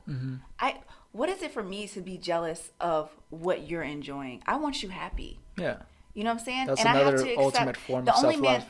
Exactly. And the only man that needs to be in my life right now is God. Yeah. And he's got all my love right now. Let him guide you to. Yeah. And just because you're enjoying your physical moment, and you know, men are different from women. They sometimes need a rebound or someone to do whatever. Yeah. But just be careful. You know what I'm saying? Like, don't hurt someone also. Like, just because you're trying to get over someone else. Right. And that's what I'm not doing. I'm not trying to talk to any guys right now. I said, you know what? I'm going to enjoy this journey by myself with God. Us. Remember I said us? Yeah. It's just going to be us, like right now. Like, let me enjoy being alone. Like, I told myself tomorrow night, I was like, I'm going to probably take myself out to dinner. I want to just go out to dinner. And it's nice, too. I've done that. Like, you ever take I haven't did it in a minute because of COVID, but I've been going out with friends. But it's like, but if the bars are open, I can go have dinner at the bar like I used to. Like, just dress up and just go eat. Yeah. Like, that's what I want. Like, I want to be able to enjoy being with myself. And sometimes that's, like... People sleep on that too, like taking yourself out, treating yourself, like pampering yourself, like I'm getting a facial guy tomorrow. Or girl, like listen, I'm going to get a facial tomorrow, and I'm like, I'm gonna take myself out to dinner, like that's what I'm gonna do. But it's just like I used to take myself to the movies too. I'm like, you know what? It's a Friday night. It's like, let's go watch a movie. Yeah, I'm gonna go to the movies. I'm gonna go to the movies by myself. Yeah, like I would do that. Like just enjoying me, you know, enjoying how I am and the things that I like. Like I think this past Wednesday, I literally spent time with myself, like the whole day. That's good. And I was just like, oh, I'm gonna go get my nails done. I'm gonna do this. I'm gonna get my hair done. Like just nails done, hair done, everything. Just things that I like. Yeah. You know, but it's just like, you know, a lot of people always have to be around someone or always have to have a guy in the picture. And I'm just like, no, I want to do this by myself. And I want to enjoy doing it by myself. But I want to get used to be like, oh, you're going to be alone forever. Because I know I'm not called to be single. Right. I'm called to be married. Like, I'm going to be married. And my husband's going to find me. You know what I'm saying? Whether this guy is my man or not, or it could Yeah. be somebody else. I don't know. But But it's just in like, the moment, it's just Yeah. like right now, this is God's time. yeah. This is my emotional healing. This Mm-hmm. is my time for loving me and reprogramming so that I can live an abundant life. You know Yeah, what I'm saying? absolutely. Because whenever you go through these things, I feel like sometimes it's just like, hey, what are you learning from this? Right. You know, and I'm learning that Everything's a lesson. everything's Yeah, a lesson. I everything's used a to lesson. take everything as a loss. Like, well, I just lost that. You know, I Mm, get mad. took And it's that like, L, yeah. that was Yeah, a yeah. whole loss. But it's never a loss. It's always a lesson. But It's we never always a take the lesson. time to be like, to, you know, ask ourselves those questions. Like, There you I'm go. learning That's from another it. key thing. That L That you L. took, it's not a loss. It's a lesson. It's a whole lesson. You take that L, take that lesson with you. It's not a loss. It's a Absolutely. lesson. And I Just learned switch something it. from this guy. But you know, the last guy before, the other situationship, I don't even know what I learned from him. But I No. never took the time to evaluate what did I learn from this. Sometimes it does take time. Like you got to step Yeah. back and like look at the bigger picture. And like, okay, where did this really like lead me to? You know, Yeah. like. But this situation, thank you. And I told him, I said, thank you for coming to my life. I said, because I learned so much from you. I learned like That's three. very big of you. Yeah, I learned, you know, he probably thought I was being like funny or whatever, but I meant thank you. You meant like, it. Yo, Yeah. thank you, because I learned about patience. I learned about, I'm always trying to be in control of everything. I'm not in control. God's in control. Preach, dude. Same thing. Yeah. I'm trying to control everything. Like, no, it goes Bridget's way. Like, no, I cannot be in control of everything. Yeah.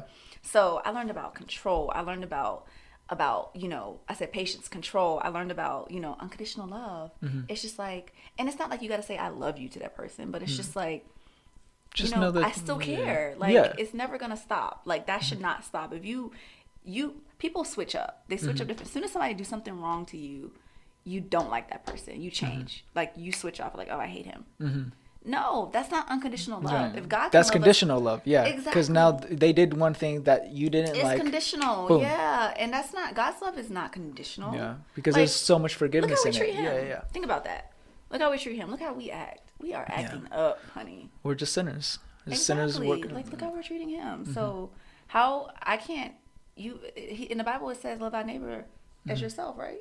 Love yourself and all that. Yeah, I don't yeah. know. I'm paraphrasing, but Right. you know. My friend Mitch, who was just over here, we were talking and he came up. Well, he was telling me about the platinum rule, right? You know how you heard the Interesting. golden rule? It's I've heard the golden rule. I never heard the right. platinum rule. So the platinum rule is treat others better than how you would want to be treated, right? It'll Absolutely. come back to you. There's Absolutely. this other so there's this law of reciprocity where, and this goes back to That's a another good thing. word. A law of reciprocity. I'm gonna teach you this real quick. So everyone's trying to be a good go-getter. You know, you Oh, hear that absolutely. saying like, "Oh yeah, you got to be a go-getter, go get it, go get this, go get that." No, you got to be a go-giver, right? Wow. Because the law of That is so reciprocity. deep. I'm Yeah. sorry. That's another one. That's a go giver. Yes. You got to be a go-giver because the law of reciprocity says that what you put out will come back to you, right? So Absolutely. instead of trying to get, go give more, and then you're gonna see Yeah. how your cup is gonna fill up. I want my cup You to know? overflow. And honey. that's- I need yeah. it to flow with my blessings and just I want to be blessed. Mm-hmm. And it's so funny because with the guy, I'm going back to this because it's the current situation Mm-hmm. shift that I've been dealing with. He just mentioned this other girl's name. So you jealous of her? I am Ego right there, not- jealousy right there. Yeah. I'm in no position to be jealous of another female. Who am I to say she can't hang out with you or be your friend or you be around her? Who am I to do that? That's called control. Right. Who am I to do that? Yeah. Like, no, it's a free country. Like, there's Free country, even free when will, even free if I was everything. dating Yeah. him and I was his girlfriend, I'm not the wife yet. Yeah. You feel me? Yeah. We're not married. There's no 'cause ring we on are this not finger. one. Yep. I am single until I'm married. And that's what the Bible says. You are single until you marry. Like, I don't owe you anything and you don't owe me anything. So why, Right. you know, even though my emotions probably say it all, I'm not well right now. That's Yeah. what I was saying. Like, listen, I'm still going through my stuff. I am okay? not well. Don't Right. listen to what I'm saying right now because Yeah. I'm going through this. Let this energy pass through me right now Yeah, because yeah, I'm not well. Like, don't listen to nothing I'm saying because I'm not Yeah. well. But it's like, who am I to control that and to Or say, tell you what you can or cannot do, or exactly. who you can or cannot And he hang out actually with. pointed something out to me because I was in my emotions. Yeah. And you know what? I like when people check me. Yeah. Please check me. Please let me know I'm doing something wrong so I Mm-hmm. can reevaluate myself and learn from that and not do it again. He was just like, you can't control when I'm going to talk to you or how you're going to talk to me, because he was like, he said something about he wanted a break. Okay. And I was like, how long? And he Yeah. was like, you're trying to control that. I need time. There's no time limit on it. He said, you can't control that. And I'm just like, okay. I mean, yeah. Like, okay, thanks for checking me, but I got you. Then it hit me. I was like, boing. I'm curious on like, but what does that mean to him though? You know what I mean? Like, oh, I need my time. I'm like, well, what does that mean? Because I know, especially Take from all guys. the time that you need, because I need time anyways. Yeah. That's the thing. It's like I've been needed time. I honestly need.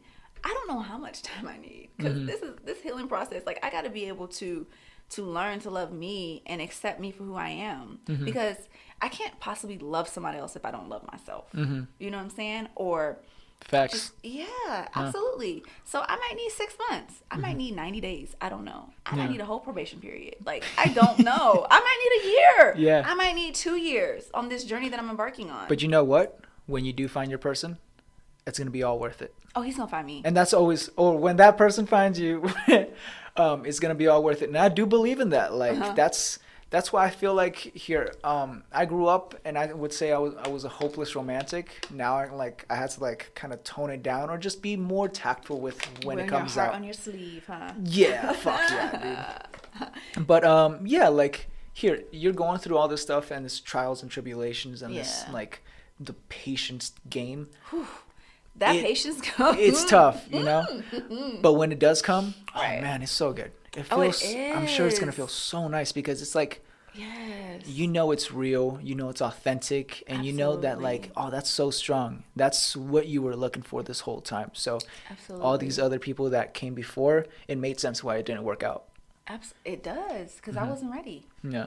And that's where the big learning. picture I'm still comes. trying to figure out certain things. Like, I'm still trying to learn from this 4-year situationship that I was in. Yeah. Because that was not a relationship. No. And I'm just like, what can I learn from this man? And that's something I have to face and like dissect that on its own and be like, okay, this is what I learned from that. Yeah. But relationships do teach us more about us than they like really do. Than more than we realize. Yeah. You know what I mean? Like I definitely learned a lot of my own stuff and a lot of my own baggage and everything. Yeah. Oh, emotional baggage.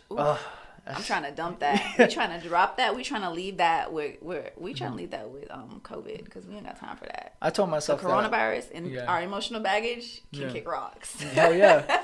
I told myself like I left all that back in 2019. Someone should follow me, but my stuff definitely followed me. But I let it. I opened the door. I was like, come on in, up in here real quick. But it'll be out. And trust me, we're on our way. We're cleansing stuff. We're working on it every day, and I know you're doing it too. Yes, it's hard though, but it's also like therapeutic, because it's like something I'm looking forward to.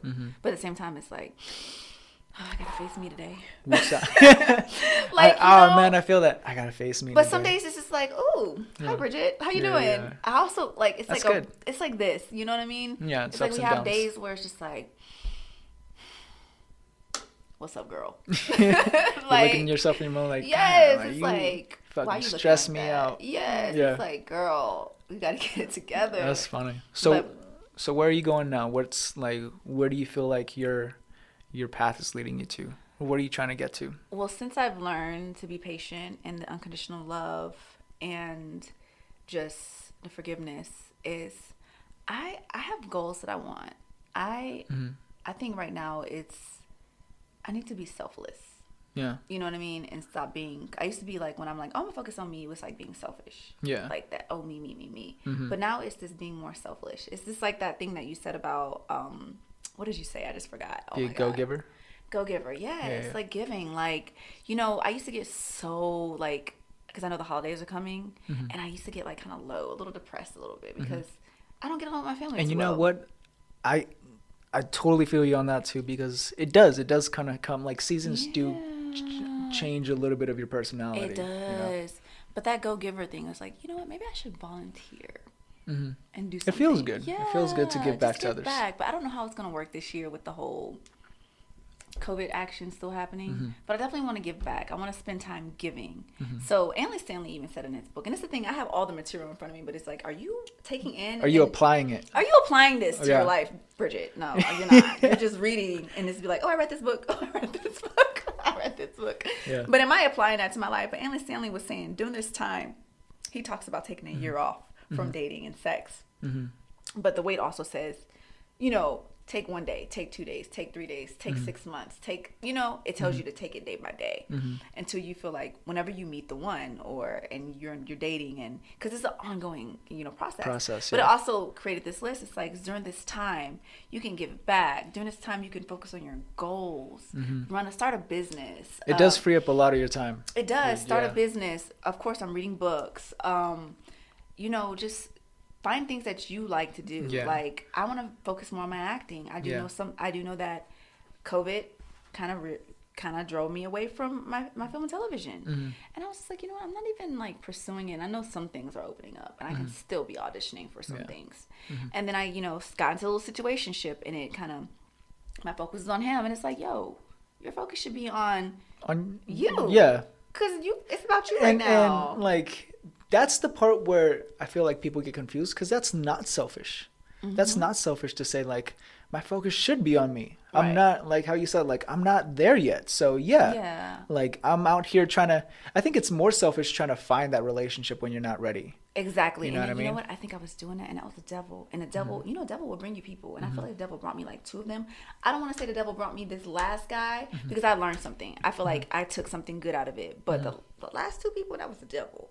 So, and you can pray. And sometimes you have to be careful whenever you're praying to God. Because I was praying for a future husband. Yeah. But I wasn't praying to become a wife. You know what I heard? What? Like, you got to be careful with your prayers, and you got to be mindful with your actions, because God can hear your prayers, but so can the devil. Exactly, because he was an angel too. Right. He was. So I do feel like that the devil did hear me. He brought me 2 people, and I was not ready, and it was so bad. And it was a test. And then they always pop. They still come up. And they come up. They'll disappear. Yeah. And they'll come up. It's temptation. Tests. Oh, and I'm just like, no, and I passed it. I passed like 2 of them. There you go. So okay. Myself. Hell yeah. But this next journey, that I'm on, it's just like I gotta stay grounded in my boundaries and be like, you know what, Bridget, just be selfish. Yeah. That guy, if he wants you, he'll be there. Just worry about you right now. And it's good, because when you're doing this, when you meet that, or when that person finds you, right, you can be selfless for them. Because you did all this time of growing and working. But I'm so premature right now, and it's like the guy, I could have implemented some certain things, but I'm still. It's like. But you didn't. It's like someone who doesn't have a degree putting, like, a dentist. Yeah. I don't have a license, but I'm gonna put braces on your teeth. Yeah. But your teeth might just fall out your head. Yeah. However, I can still put them on, but it may not do anything. Yeah. I'm not licensed yet. I'm not there licensed yet. It's I'm just learning. Like dental school. It takes, I'm doing right. It literally, to become a general dentist, is 4 years of undergrad, and then it's 4 more years of dental school, and you got to take all these tests to get in there. Yeah. That's how it is with relationships. And then once you do pass it, you still go through this. What's it called? You're still, what was it? You're a newbie in medical practice. They have. It's like you have your first 2 years. I encountered that. So. Yeah. What was it? Like not intern, but it's like your clinicals. Yeah, clinicals. Well, it's kind of like more book. You kind of don't get into your clinicals. Well, dental school is a little different. You kind of don't get into your clinicals. Well, they know what I mean. So you're like your third, 4th year. That practice year. Working. You're working, and that's like your 3rd, 4th year in. And don't know if you want to go into specialty. It could be another 4 to 6 years after that. Like somebody like me, I wanted to, like, when I was in dental school, I was like, yo, I want to do cosmetic. Yeah. I want to make people's teeth beautiful. Oh, well, hello. I want to make people's teeth, like, super duper beautiful, and I'm like sitting here like chilling like this. But I want to make people's, like, teeth beautiful, you know? And that doesn't take 4 years. That takes a long time. 4 plus like 4 more years. So that's like 8 years of school. Well, that's like 4 years of undergrad, 4 years of dental school, then 4 more years of specialty. You know what you just reminded me of? Another ET quote. He said, a lot of people are trying to get it sooner than later. It's like, it takes. Yeah. And here's what he said. I'm impatient. Listen, so this is what he said. He said, it takes 21 years to be 21 years old. You can't do it in 18 years. You can't be 21 in 18 years. Tell your sister this. Right? So the reason why you don't got it yet is because you're not mature enough to handle it. Right? You got to go through the junk. You got to go through. It takes 21 years to be 21 years old. You can't rush the process. You can. You gotta trust the process, not rush the process. And that's what I was doing with these situationships. I was rushing the process. I was like, oh my God, I got a man. Like, I got somebody. Hey, look, he relaxed me, he paying attention to me, like, give me attention. Don't fondle me. Don't be like, oh, I'm gonna take you out to dinner. Oh, I'm gonna get your nails done. I'm gonna get your lashes done. Don't do those things. It's okay. Don't do those things, because I'm just like, oh my God, I can't. Like, I'm like a little girl. It's like, oh my gosh, girl. And I'm on the phone. I'm on FaceTime with my homegirls. Like, girl, you would not believe this. Like, I got me a Cuban girl. Like, like stuff like that. Or, oh my gosh. And they hype you up too. It's like, oh, they want to know everything about him. Yeah. Like, he can dress too, girl. He was with Alexander. They get hyped up with you and everything. Oh, yes, man. And then next 2 weeks later, girl, we don't even talk no more. We don't even talk no more. It's like, hey, so what happened with that Cuban guy? What happened with that Latino guy? So it's just like rushing the process. Like, instead of like, you got to do the work before you get in a relationship. Relationships take work. Relationships do take work. I got to do the work. That's a whole new it's like a part-time job. It is. Yeah. And a lot of people don't understand. That's why people marry the wrong people. People, those soulmates, that's not your soulmate. Did God even call you to marry that person? Or was it arranged? You know what I'm saying? You just kind of think it is, or you just like, what, did you fall in lust or did you fall in love? Yeah. And it's just like, people do those things. And I've done it. I'm guilty. I've done it I think we all have, like it is a normal thing. It's a human aspect, because we're imperfect, and we're always trying to kind of catch that thing. We're trying to like get that feeling that like just how you said it, like I totally forgot. Instant gratification. Yes. You know what I mean? We're trying to chase that because it feels good in the moment. In the moment, but it's like you're gonna get something premature and lose it. Right. You want to get something and keep it. You know what I'm saying? You want to be ready for it. In the long term, that's what it really like. Does this person? I have this rule too. Like I have to go through someone for at least all 4 seasons. Oh, that's because people do change through their seasons. Myself all 4 seasons. Yeah, same thing. No, I probably need to do spring, summer, winter, fall. Yeah. Like, seriously. I started noticing in myself, like, I know, like, during the warmer seasons when it's, like, spring and summer, like, I like to be more active. I like to be out there more. There's more sun. I do feel like I get a lot of my energy when the sun's out. So I'm fucking, like, out there, out and about, And then there's, like, people go on vacations or people are doing this. So there's so much buzz going on. I want to be a part of it, Wintertime comes along. I'm a winter girl. Cuddle seasons, like sweater weather, all that stuff, like, all layers, that. Yes. I also feel like a little bit more simpy, or a little bit more just like, you want to be with someone.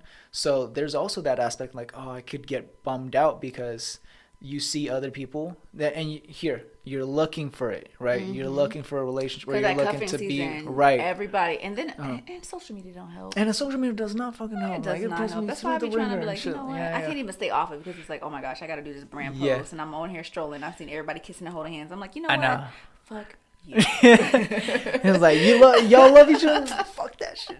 Like, y'all get on my nerves. Right. Ugh. But you want it too. It's like exactly. And it's like. So, but that's how we women are. We just get so emotional for no reason. Seasons are true. That's seasons huge. Awesome. But it's so crazy because I was just like, I was learning about these people and I was like, yo, I've been having seasonal situationships. Yeah. Like what? Like summer and then spring and summer. And this last one's kind of like fall, right? Season, yeah, that's what I'm saying. Seasons are real. Like I didn't even notice winter, that. I want it to be me. Like it's got to be me. I'm sorry, it can't be. Yeah. I'm sorry, I don't do no more. The situationships has to stop. Like absolutely, it cannot. It cannot. So I'm gonna go I'm gonna go winter to winter. I think it is given people when you feel like you want to be with someone else. Just spend a lot of time giving others. Too. Say it again. I said people feel that when you're vulnerable. They feel that. Absolutely. Like guys know. Like I feel like it's like more than an odor. It's like a vibe. You know what I mean? Going back, like, I know I've said that word like plenty of times today, but it's just so real. Like you feel someone, like, and they're looking for it, and they maybe like a little bit lower, and they're just like a little not desperate, but they want it. You know what I mean? Yeah, and it was like painted on me. It's like. Like white. Yeah. Like, hey, I'm single, looking for someone. What's good? Yeah. I know it. But yeah, I think honestly, you're on the right path too. Yes, I'm trying. This is so hard. This is so challenging, and it's also exciting too because I'm looking forward for the like at the end of the rainbow it's like that gold. The pot of gold at the end of the I rainbow. want my pot of gold. That's like my cup. I think you've given over. like whether people will listen to this right now, guys or girls. I think you've talked like a lot of good advice and a lot of like personal like. I try. No, yeah, because it's true. Because I know not everyone is going through the same things, but we do go through the same shit at some point. Yeah. You know, like. And it's real, like it takes time to go ahead and figure out yourself and understand like, okay, why have none of my relationships worked out? You know, why am I like either still single or be like in a relationship that I'm really not enjoying the best, or it's just like, you know, just there. Yeah. What is it? It was a lot of times we got to look back into ourselves. Absolutely. You know what I mean? And people don't want to do that. They don't want to do the work. They don't want to. Personal responsibility, dude. Exactly. And I'm doing that. And that, boy, that's it. I'm tired. Like, it's just like, it's some work, but it's totally like I said, it's exciting. It's so worth it because I'm just like, this is my 33 year. This is like the Jesus year. I call that. You know what I'm saying? Okay. So it's just like, I'm a woman now. Like, it makes me feel like when I'm doing this whole self-reprogramming and self-development, it's like, yo, you a woman. Yeah. Like, and you look super young, dude. Like, I know, you look I do. amazing. Yeah. Black don't crack. No. I take care of my skin. I take care of my hair. I work out. And I think it's all about what you eat, too.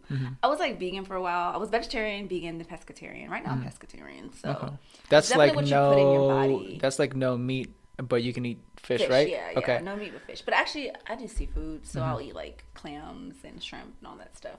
And lobster. Clams. I don't know how I feel about clams. I don't think I've ate clams. I actually had clams with Mr. Situation. We're gonna talk about last guy. Okay. We had clams. It was clams and what's another one? Oysters? Mussels. No, I don't like oysters. I don't like slimy stuff. Slimy stuff is weird. I hate. But we literally had clams and mussels, and it was like kind of my first time trying it. And I was like, oh, this is good. Yeah. So I actually like it, and I think it was a sauce. Some little pizza spot we went to was a little bougie. Okay. But yeah, it was really good. So I eat that. I'll eat that. Yeah. Not a fan. You gotta try it. I don't like. Is that something I'll go to the restaurant and be like, I want to order the clams and mussels? No. I'm okay. No. Not gonna order that. I don't like texture things. Like, I don't mind tastes. I feel like I can get through certain tastes. Do you like shrimp? Yeah, I love shrimp. Well, like clams is kind of like, it's chewy like shrimp. It's maybe a little, the texture maybe a little, no, I don't like sliminess. I don't like sliminess. It's not slimy at all. Like, I don't do oysters because oysters are slimy. Yeah, that right shit, there. I like, don't fuck with oysters. In oysters Spanish, is not on my level. In Spanish, we call that like a moco, right? And it's like booger. You never have like that, ew. Like so that just made me think of boogers. So yeah. I'm gonna pass on. I swear when I see it, I'm like, ugh. Yeah, some people eat that, like, and they eat it like either.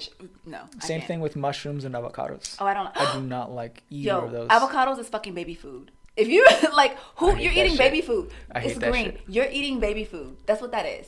I don't like avocados. I don't like avocados. No, I hate avocados. And everyone hates on me because of that. No, I hate avocados. And you're Spanish too. That's probably why. They do. They do. Weird. Like everyone always hates on me. Like, you don't like avocados? Like, oh shit.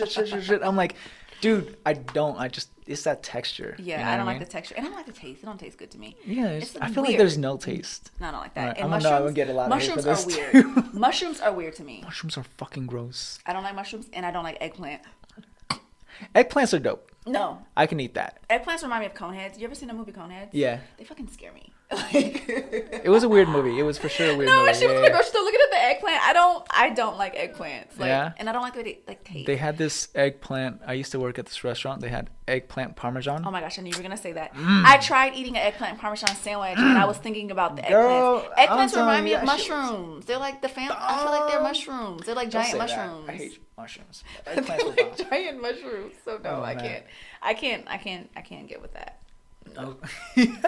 Yeah, just like I'm like weird. I'm so weird. You ever like I have a phobia of holes and like dots, like a bunch of them. That shit scares me. You're fucking weird. Oh my god. No, okay. and people that know that I have a fear of it, they like to scare me on purpose with it, and I just like stop doing that. Like just little holes. Like you can look it up. Like it's a phobia. I don't like it. It just creeps me the freak out. Like give me an example. Like Chick-fil-A French fries. Chick-fil-A French fries. Yes. Oh, how they have like the crisp cut fries? If I eat them, I gotta like You gotta break them apart. You can't look at it. No, because if some of them are too holy, I throw it. Really? That's crazy. What? I love that shit. That's so bomb. That's the best type of fry. That's a good fry, but if it's too many holes. What about a tennis racket? I think it's fine because it's more like squares. So that's, tennis. I had to think about it. I had to picture a tennis racket. Okay. Make sure I didn't. Yeah, but like dots, like a bunch of them. Like a beehive? That shit's scary? Yes, I don't like beehives. Yo, not the now beehive. we know, people. Not the beehive. Yeah, I'm weird. That creeps me the freak out. Like, it really does. Hella interesting. Yeah. So you have to look it up. Like, people who are afraid I will of check holes. it out. That's and you're going to probably be like, good. You're going to see it and you're going to be like, what the freak is this? It's crazy. Oh, damn. Yeah. I'd never do that about you. Now I know. Yes. Okay. Don't scare me. I will fight you. I'll try not to. I'm not really. Yo, it scares me up. And I'm like looking at this lights and I'm like, if it was a bunch of those lights lined up, I would freak out. Yeah. Behind you. Like those lights, yeah. If it was a bunch of them, I would probably freak out. Like if you had like a bunch of them lined up, I'd be like, yo, I can't sit right here. We gotta switch sides. We gotta go. Like, I can't do this. I'm like, why? It's like, I can't do this. Like I gotta go. So I don't know if you caught me looking over there. I'm like, no. Looking at the lights or whatever, but yeah. Okay. Well, damn. Well, shit, we're at an hour 30-something minutes. Oh, wow. I'm surprised my live is still It's kind of like... lit. All right, well, let's my camera should wrap it up. 30 minutes ago. Is there anything that you want to, like, kind of piece of advice that you want to give to someone? Absolutely. My piece of advice is love yourself. Because at the end of the day, all you have is you. Mm-hmm. And that's my advice. I think that's solid advice, honestly. Yeah, because all you got is listening. you. You can't. Nobody's not gonna take care of you the way you take care of you. Mm-hmm. That's you know what I'm saying? Right there. Yeah. No one's gonna take care of you the way you take care of you. Take care of you. Nobody's gonna love you like you love yourself. Mm-hmm. I mean, God will. Yeah. But that's not a human. Yeah. You know, so you gotta take care of you. Yeah. First. I like your that. Happiness, your peace. Love it. Yeah. And then my piece of advice for you guys, that you reminded me of is, you're allowed to be a work of art in progress. Absolutely. You're allowed to be a work of art in progress. Yeah. Well, snap. All right, cool. If you want anyone to follow you, where could they find you? So, you can follow me at Bridget Nicole. And what would they find? So, that's my Instagram page, and I need to start using my Twitter. My Twitter is at Bridget Lovelace, and I'm also on TikTok as at Bridget Nicole. So if you want to laugh, you on TikTok too? You can get on TikTok. Dang, all right, let's go.